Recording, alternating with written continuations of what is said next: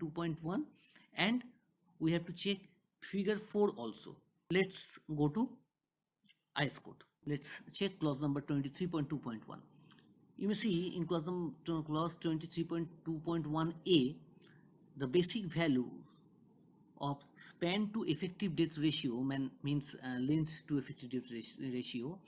There are three values are given, depends upon support condition: cantilever, simply supported, and continuous. There are three values. So in this problem we are using simply supported, so span to effective depth ratio, that means L by D, is equals to 20 for this problem, and we have to multiply this with a factor called modification factor. You may see it in point C, and to find out the modification factor we get the value from figure number 4. So let's go to figure number 4. Now in figure number 4, look, in this graph, in x-axis there is percentage of tension reinforcement, in y-axis there is modification factor, what we have to find out ultimately. And this curves line, these curves are the values of Fs. So depending upon the percentage of steel and value of Fs, we have to find out the modification factor, which we have to multiply with span to depth ratio to get the maximum span to depth ratio, span to effective depth ratio. So to find out Fs, the formula is given just below the graph. Look, Fs is equals to 0.58 into Fy multiplied by area of cross section of steel required, that means AST required, by area of cross section of steel provided, that means AST provided. So we have to solve out this problem with the help of this formula, and we have to find out the value of Fs and percentage of steel. With the help of these two, we have to find out modification factor. So let's solve it out. So first of all, we have to find out the percentage of steel. It is very easy. AST, area of steel, by cross section BD into 100. That is equals to 100 into AST is 942, by B is 250, multiplied by D is 462. That is equals to 0.8%. Okay. Now Fs is equals to 0.5 Fy AST required by AST provided. So 0.58 into Fy is 415 into AST required is 833 by AST provided is 942. That is equals to 212 MPa. So from figure 4 of IS 456-2000, we have to find out the value of modification factor with the help of the graph and with the help of interpolation method. So for Fs is equals to 212 MPa and percentage of steel 0.8, we have to find out the value. So let's check the figure. So in this figure, in the graph, we have to find out for percentage of steel 0.8. Look on x-axis 0, then 0.4, then 0.8. 0.8 is given in the line. Let's check for Fs. Fs is 212 for our problem, but 212 is not given here. Here is given Fs 190 and given Fs 240. So we have to find out the value for a percentage of steel 0.8 and Fs 190, and for Fs 240, because Fs 212 is lies between these two lines. So if we find out these two values for Fs 190 and Fs 240, we may interpolate the value of modification factor. So let's see for 0.8 the line crossed with the curve Fs 190 approx at modification factor 1.3, and for Fs 240 and percentage of steel 0.8, it is approx, this is 0.8 and this is 1.2, that means this is 1. So this is 1 point something. Let's see the notes, what is written, what I have already assumed for this.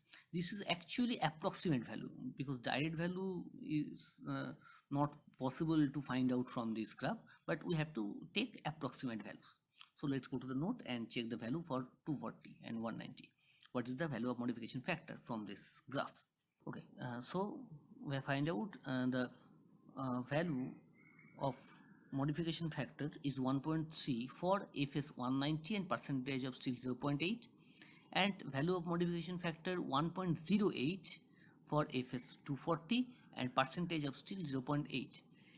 So 212 FS 212 is lies between FS 190 and FS 240. So let's interpolate and find out the value of modification factor for FS 212. There are two methods. You may apply any of this. Left side is conventional method and right side is formulated method. So let's check. So modification factor, if we check the right side, modification factor is equal to 1.30 within bracket 1.30 minus 1.08 by 240 minus 190, as it is lies between this, multiplied by 212 minus 190. So the value is 1.21. So 1.21 is the modification factor for FS 212. So now to find out L by D max, span to effective depth ratio maximum, for simply supported beam we have already seen in IS code, that is 20, and we have to multiply with the modification factor. Modification factor is 1.21, we have already find out. So L by D max, that is equals to 24.2. Now let's check length to depth, span to depth ratio provided, L by D provided. L is 6000 mm and D is 462, effective depth is 462 mm, that is equals to 12.9. That means L by D maximum is greater than L by D provided, hence it is okay for deflection. Okay, so it is satisfied deflection check. Let's go to next step. Next step is design for shear. We have to design shear also.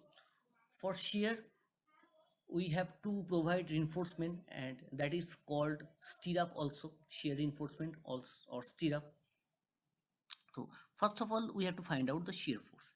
Shear force is denoted by Vu, is equal to Wu into Le by 2, and that means WL by 2, we know the formula. So W is 27.2, we have already find out, and that is multiplied by effective length, that is 5.77 by 2, that is equal to 78.5 kilonewton, that is equal to 78,500 Newton. So from this we have to find out the shear stress, because we have to design this for shear stress, we have to provide reinforcement for that.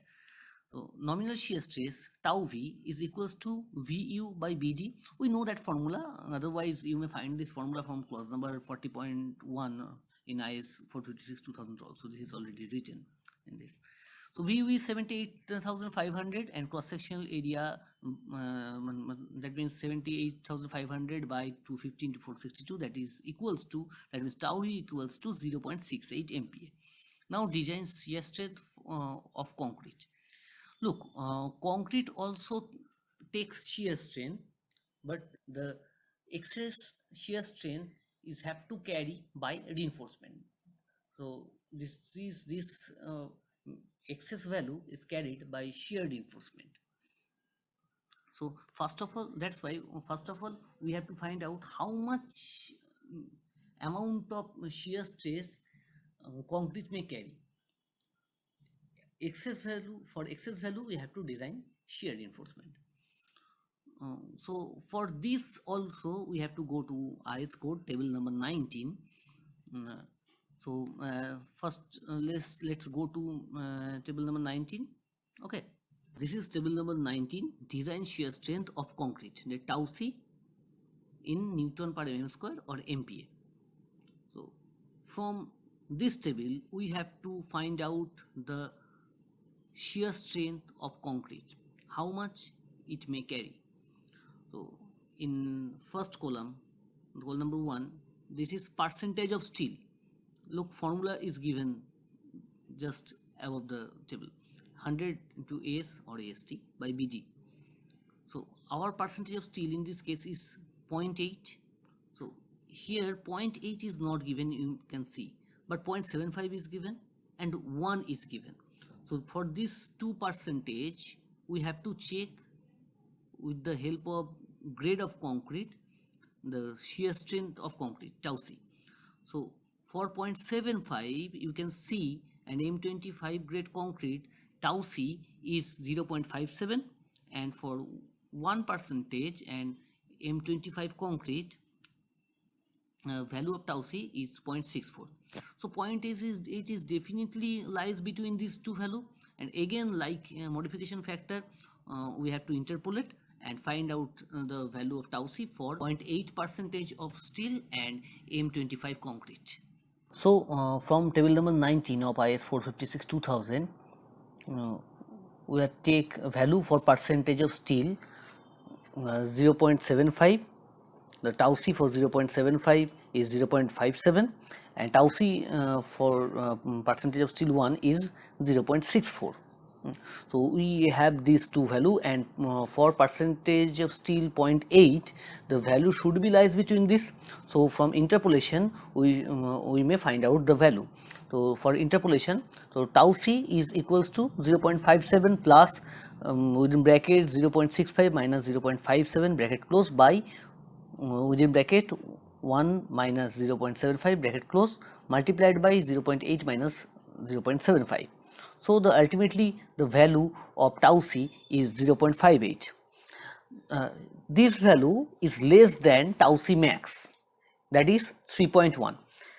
The value of tau c max is given in table number 20 of IS 456 2000. For M25 concrete, the value of tau c max is 3.1. The maximum value of tau c, that means tau c max, is 3.1. So our value tau c is 0.58, that is less than tau c max. So so this is okay. So as tau v is greater than tau c, therefore shear reinforcement is required. If tau v is less than tau c, in that case no shear reinforcement is required, stirrup is given in convenient method. But in this case tau v is greater than tau c, that means for this excess value we have to design shear reinforcement. So shear to be carried out by reinforcement, that is VUS. So VUS is VU minus tau c into BD. So, tau c into BD means the shear carried by the cross section, that means by the concrete. So the excess value VUS which have to carried by reinforcement, that is 11,510 Newton. So using 8 mm dia 2-legged stirrup, now ASV, that means area of stirrup, is 2 into pi by 4 into 8 square, that is equals to 100.53 mm square. So now spacing of stirrup. So maximum spacing of stirrup, the formula you may find out from clause number 26.5.1.6. Open your IS code book and open this clause number, you find out this formula. Okay. So SV is equals to 0.87 into ASV into Fy by 0.4 into B. So that is equals to, if we put the every value here, the spacing is 362. So now we have to select the spacing. The spacing should be least of at 0.75 D, that means 0.75 into effective day, that is 462, that is equals to 346, 300, and what we have find out, that is 362. So the spacing should be least of 3. So least value is 300 mm. That's why we provide 8 mm 2-legged stirrup at 300 mm center to center distance throughout the length of the beam. Okay. Now the last check, the check for development length. To check this, we have to use codal provisions, obviously. So first check the codal provisions. Let's go to code. So as per clause number 26.2.1 of IS 456-2000, the development length of bars is given by LD, L suffix D, and that is equals to phi into sigma s by 4 tau bt. So phi, we know the diameter of bar. Sigma s is stress in bar at the section considered at design load, but sigma is this abbreviation we use for working stress method. But in case of limit state method, instead of this we use Fy by gamma, and value of tau bd is given in 26.2.1.1. Let's check the value of tau bd. The value of tau bd for M25 concrete is 1.4 as per this clause, and the checking, the final condition for development length is, we may find out from here, m1 by v, v means vu, plus L0, that should be greater than LD. That means that should be greater than development length. This is the checking. This is written actually here. LD is computed for FD does not exceed this value. Okay, M1 by V plus L0. That means this should be greater than LD. So let's check in our solution. So to find out the value, first find out the value of M1, that is equals to 0.87 Fy AST into D within bracket 1 minus AST Fy by BD FCK. You know the value comes from NXG of IS 456-2000. So if we put every value here, we may get the value of M1 moment, that is equals to 135856988 Newton, and value of Vu is already we have, that is equals to 78,500 Newton. And using no bend, in this case we assume that we use no bend or hook. So L0 is equals to 0. So now the equation we have seen in IS code, M1 by V by plus L0, that is equals to, if we put the values, that is equals to 1730 mm, right? And now let's check the value of LD, that is equals to, as per formula, phi into sigma st by 4 tau bd, that is equals to phi Fy by gamma m for limited method by 4 tau bd. If we put the values in this equation, as we know the value of tau bd from clause number 26.2 we have already seen in IS code, ultimately the value of LD after total calculation is 1289.5 mm. So it is hence clear that M1 plus Vu plus L0 is greater than LD, hence codal requirement is satisfied. That means it is also safe and okay in development length check. So design is complete. Now we have to write out ultimately what we have get, the design data we have get from this design after all checking completed. The design data, here is the design data. So size of beam is 250 mm by 500 mm. Main tensile bars is 3 numbers of 20 mm dia bar of Fe 415 grade steel. Shear reinforcement, that means stirrup, is 8 mm dia 2 leg stirrup at the 300 mm center to center, and anchor bars we may provide 2 numbers of 10 mm dia bars. Okay. So this is the design data. From this design data we have to now draw the longitudinal section and cross section of the beam. Okay. So let's check the drawing. So now you can see in your screen the longitudinal section and cross section after the design with all design data. So we have draw here a longitudinal section showing the stirrups and showing the stirrups and the spacing of stirrups and bearing of wall. You should also draw the center to center distance, clear center to center distance of beam, that means effective length. And in cross section, in cross section view there is already that is marked the tension bars. There is 3 number of 20 dia tension bar, and 2 numbers of anchor bar here. So the whatever we get from design, we get in design data, we have to draw this. Okay, so just see the drawing and draw it. So here the design of singular reinforced beam is complete as per question, and I hope you have enjoyed that. So this is how to design singular reinforced beam by limit state method. That's all for this lecture. Thank you.